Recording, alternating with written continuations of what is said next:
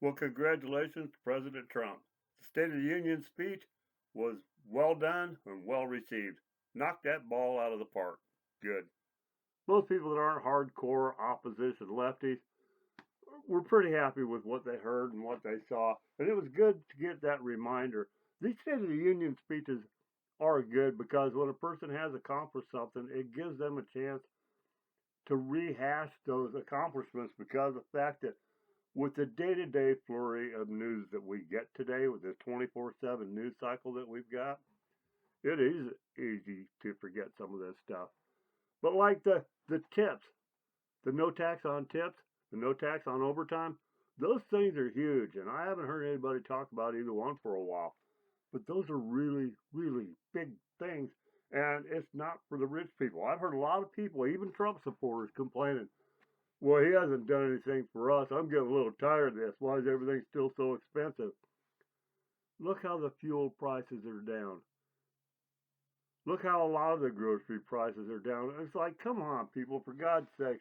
It kind of reminds me of when they fire a sport coach, like a college basketball coach. The guy could do pretty good for a few years, and he has one losing year. Boom, gone. People take their college sports a lot more seriously than they do their politics because they'll keep electing shit congressmen, for 25, 30 years and complain about them the whole time, but a sports coach blows it once, they're gone. Boom. However, the theory is the same about the people who are former Trump supporters or on the fence Trump supporters who have been complaining about him. Oh, this is just more of the same. That's just nonsense. It, the saying that applies to both situations is, what have you done for me lately? I forgot. That's why these things are important. It's good that we have these State of the Unions. And I tell you what, when he got a list of the accomplishments, that was a long list. But there was some takeaways in there that really surprised me when I saw them. Number one and number two was Kristi Noem, and Tulsi Gabbard. Those two are really pretty solid people. And they always look like they're happy. They always look like they're on top of their game. Last night, they looked like they'd just gotten some really bad news. They looked beat up and wrung through the ringer, both of them. Neither one of them was serious. I've never seen Tulsi Gabbard look the least bit stressed. Last night, she looked stressed. She looked stressed, frazzled, bedraggled, you name it. That lady looked like she'd been through the ringer. Same thing for Noam. And when you think about it, their spheres of influence, their spheres of duty overlap.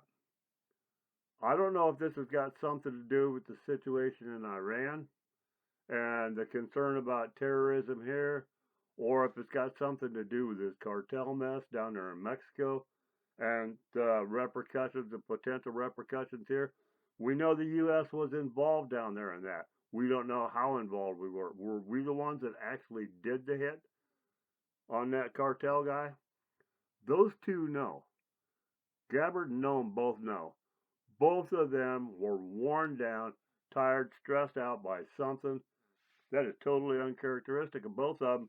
Nobody's talking about it, so that's why it's included in this episode about things that didn't get mentioned, things that nobody seemed to notice. But that old boy that got the Medal of Honor, man, what a great moment that was. And the icing on the cake was having it strapped on by Melania. My God, that old boy, I tell you, it was just heartwarming to see the happiness on the face of that centurion. The guy's 100 years old. When he was a kid, that boy was a badass. So was the other one, the helicopter pilot that flew the Chinook down there in Venezuela. I had never heard that man's story. I follow the news. I watch a lot of sources. I had never heard that there was a badass warrant officer helicopter pilot down there that got hit multiple times and went ahead and completed his mission anyway. He went ahead and stuck that landing and then turned it over to someone else. My God, that guy is a true hero. Why didn't we already know this? I understand why left-wing media didn't say it. My God, we need some right-wing media out there that really does the job. How much of this kind of news are we missing? This guy is a honest to God friggin' hero. We never heard of him until last night. When they panned that camera up there, that guy looked like he was about 3 foot wide. That boy looked like a tough guy. He really did. He looked like the all-American soldier straight out of Hollywood casting. I mean, he looked like the old comic book soldier heroes that we saw back in the day when they used to have the military comic books. The guy was pure Hollywood, and he's still having some trouble. You know, it's only been what 6 weeks since he got shot up, and here he is. I mean, that's pretty badass all by itself. He got shot in both legs, and he was still there. But he was the epitome of an American hero soldier. And when you look at that old guy that got the medal from Melania and the other one that was happily waving from up there in the stands, they used to be the same. They were young men and they were crazy badasses themselves, or they wouldn't have pulled off what they did. And you know, we've still got those people. A lot of people have condemned the youth in this nation. Oh, these kids today, none of them are worth a shit. That helicopter pilot that got that award last night was a kid when people were saying that. Never knock the youth of America. The old boy that got that medal strapped on him, he was a young man when that happened. We're still producing those same kind of young people. Those Americans are there when the moment calls upon them. They will always be there. I firmly believe that, and that has always been true.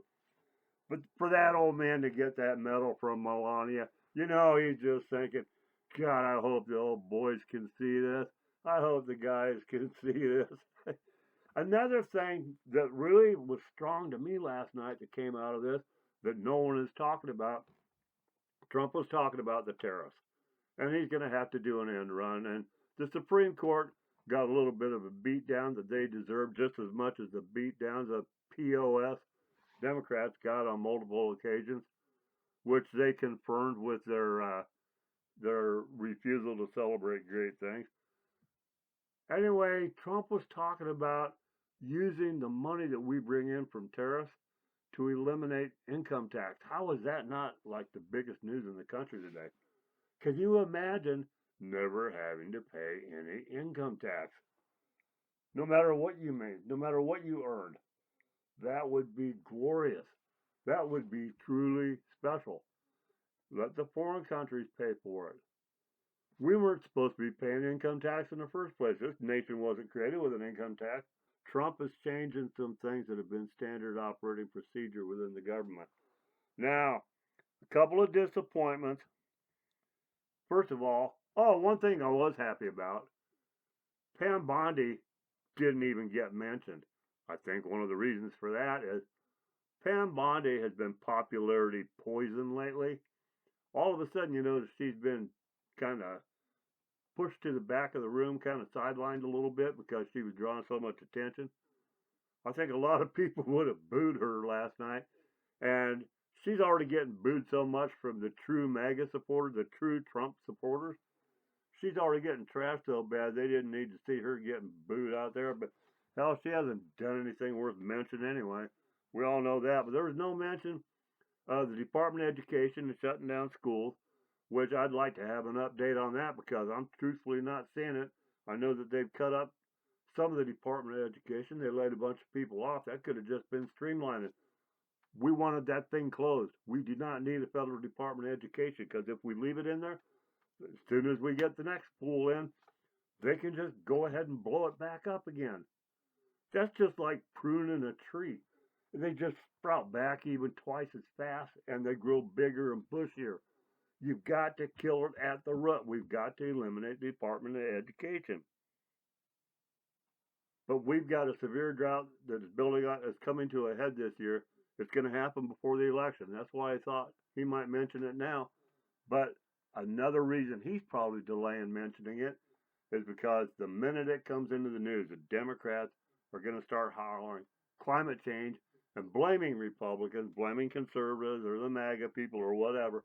They're going to blame us for the fact that there is this historic drought, even though it's been going on for 26 years now. This is going to change America. This drought is going to cause resettling, relocation, forced relocation of a lot of people because we have exceeded the capacity of the environment to support the population that we have in the southwestern states. From New Mexico, Nevada, Arizona, Southern California, there's too many people crowded in there because of the beauty of that warm climate all year round, except you can't live there without a lot of power through the hot months. There isn't enough water. There's not going to be enough electricity. I don't blame Trump for holding off on that, but I hope they've got a plan for it because this is going to come up before the election.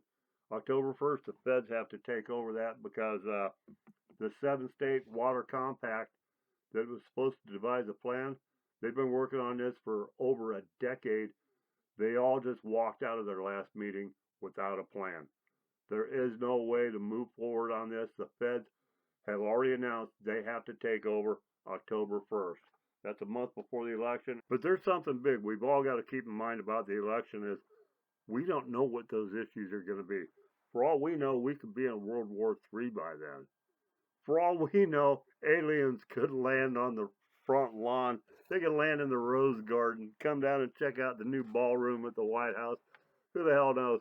We don't know what's going to happen because things happen fast. And you got to remember how short memories are. You know, a lot of people claim that they don't even really start following politics till a month before an election.